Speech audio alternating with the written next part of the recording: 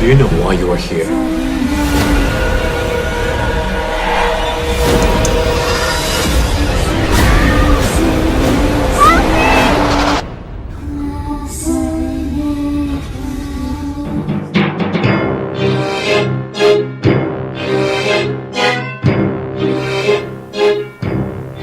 This is Brian with ScreenFiles.com and Review. The movie I'm talking about today is Temple by Michael Bennett.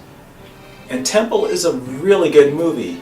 It revolves around these three young people who go to Japan. One of them is in college and they're doing a thesis paper revolving around certain temples. And there's a temple that they're trying to visit which has been the site of a terrible act of violence.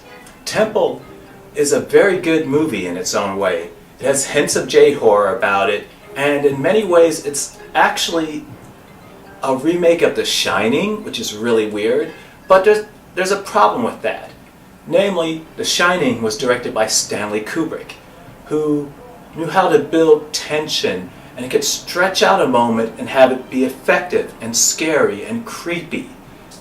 Temple is the first movie directed by Michael Bennett. He was actually a cinematographer or a director of photography for lots of movies.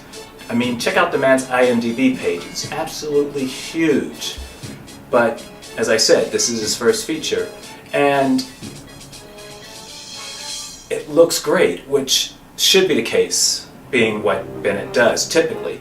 But the weakness of the movie is that not a lot actually happens. And what happens doesn't necessarily make that much sense. Initially, the movie approaches the strange going-ons as if they were the work of malevolent spirits, but in a kind of shock twist ending type thing, it changes course, essentially saying that the person is crazy.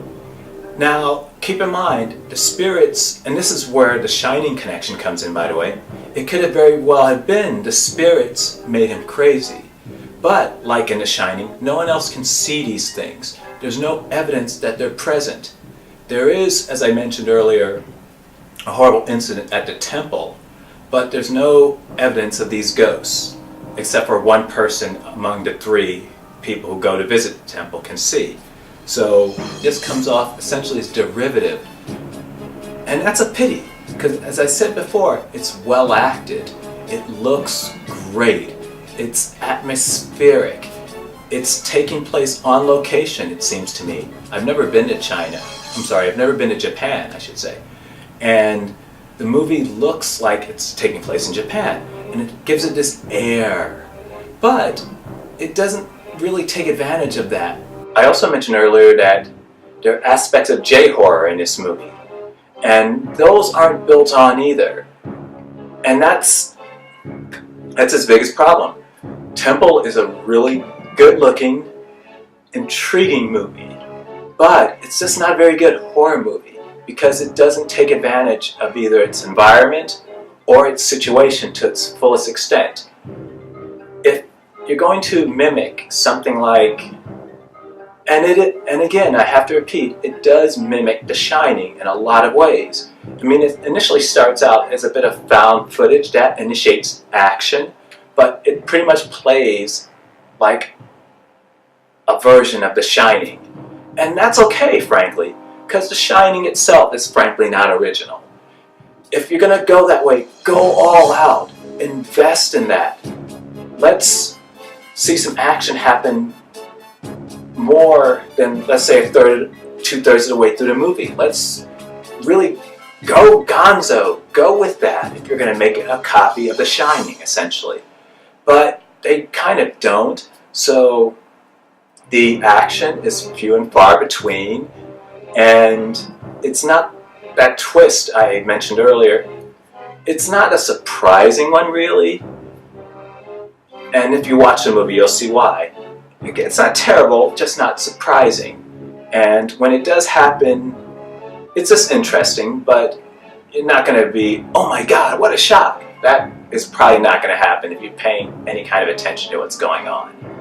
It's worth catching. It's on Netflix. I mean, Temple is certainly worth seeing.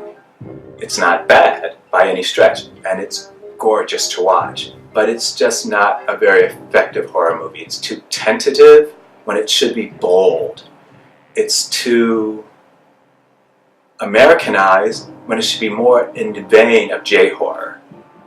It's not terrible, just not the best thing you'll see.